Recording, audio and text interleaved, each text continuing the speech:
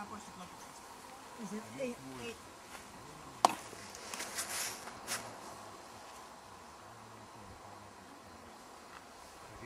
Pieni vihreä mies herää henkiin, eli Soininvaara.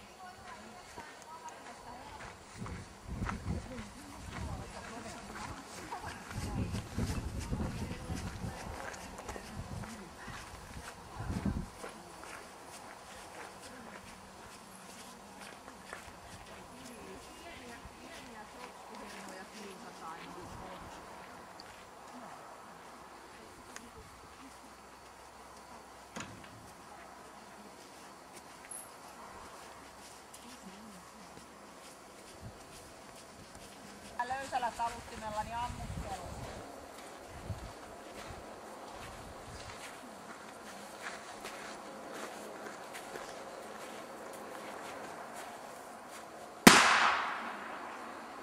Ja pysähty. Ja liikkeen. Ja sitten lelulaatikon kautta. Ota sit se renni pois, kiitos. Se raulus. Saatte viettää laatuaikaa lelun kanssa, niin sitten homma taas nollautuu.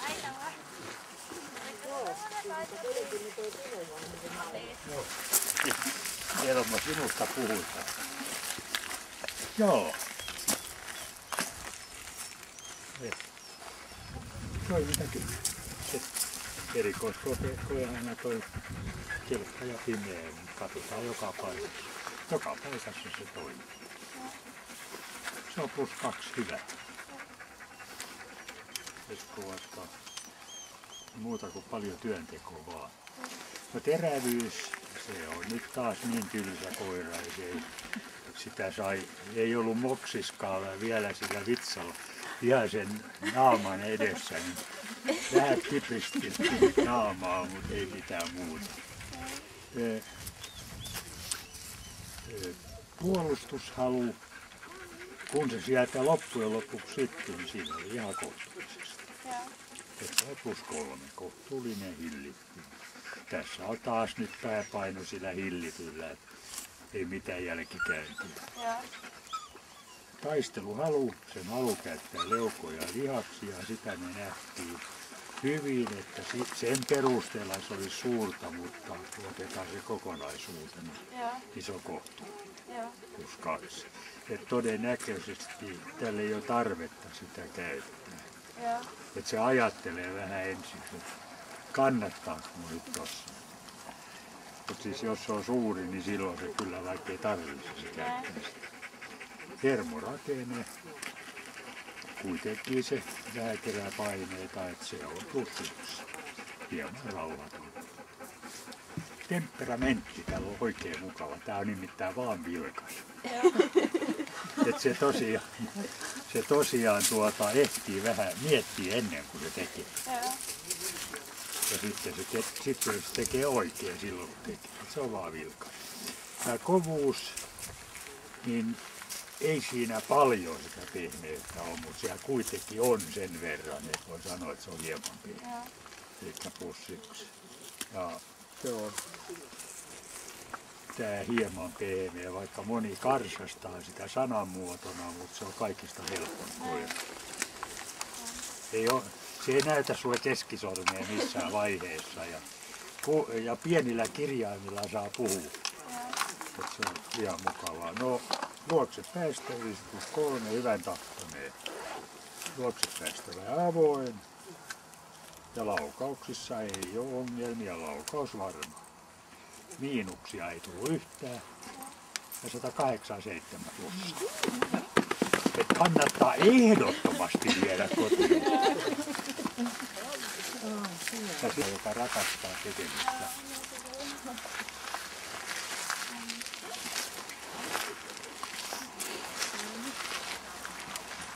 Sitten se yrittää epätoivottavasti saada tuon solmun aukastumaan sitten. Se on Gordionin solmu, ei se aue muuta.